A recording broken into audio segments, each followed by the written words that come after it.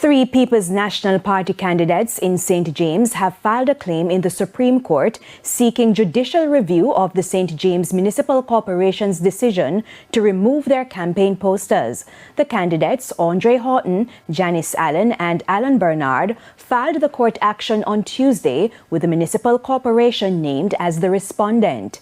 In addition, they are asking the court to quash the decision of the corporation to remove their advertising boards.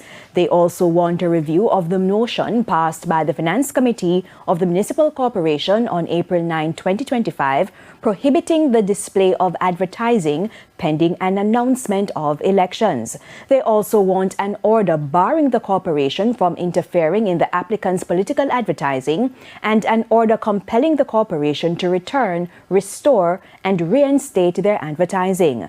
The three are also seeking general and aggravated damages. There has been mounting tension between Mayor of Montego Bay Richard Vernon and the opposition PNP over the removal of posters for its candidates.